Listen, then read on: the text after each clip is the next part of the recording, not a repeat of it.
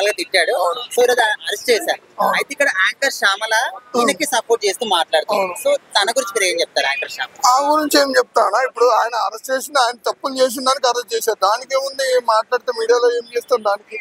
అది అంటే ఆడవాళ్ళని తిట్టిన దానికి అరెస్ట్ చేశారు కదా, మరి ఈమె ఒక ఆడ మనిషి అయి ఉండి ఈమె కూడా ఆయనకే సపోర్ట్ చేస్తుంది. అవును, ఇప్పుడు ఆమెను కూడా అరెస్ట్ చేస్తారు కంపల్సరీ, 100%. అది దానికి ఇప్పుడు ఆడవాళ్ళు తిట్టినని చేశారన్న, ఇప్పుడు దానికి కూడా ఏమైనా కూడా అరెస్ట్ చేస్తారు కంపల్సరీ. దాంట్లో తప్పే ఉంది. ఒకవేళ శ్యామల్ని ఇలాంటి మాట్లాడుతుంటే మరి ఈమె కూడా అప్పుడు కూడా సపోర్ట్ చేసేదా?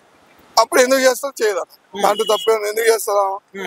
మరి వైసీపీ పార్టీలో ఇంకా నెక్స్ట్ ఎవరెవరు టార్గెట్ ఉన్నారు అనుకోవచ్చు? అరెస్ట్ అయ్యే వాళ్ళు అయితే ఇప్పుడు కొడాలి నాని ఉన్నాడు అన్న, పక్క కొడాలి నాని అయితే బయటకు వస్తే ఆల్రెడీ ఇప్పుడు సెక్యూరిటీ మీద తిరుగుతుండవు, బయటకు వస్తే ప్రజలే పడేస్తాం. అదే 100%. రోజా, శ్రీరెడ్డి రోజా అయితే ఇంకా పక్క అన్నది, అది దానికైతే పక్క. ఓకే, అంటే మరి వైసీపీ వాళ్ళు ఇప్పటికి కూడా ఎవరైతే తప్పు చేస్తారు వాళ్ళు అరెస్ట్ చేస్తారు కదా, వాళ్ళ తప్పు అని ఒప్పుకోకుండా మళ్ళీ వాళ్ళకి సపోర్ట్ చేస్తున్నారు జగన్మోహన్ రెడ్డి దగ్గర నుంచి.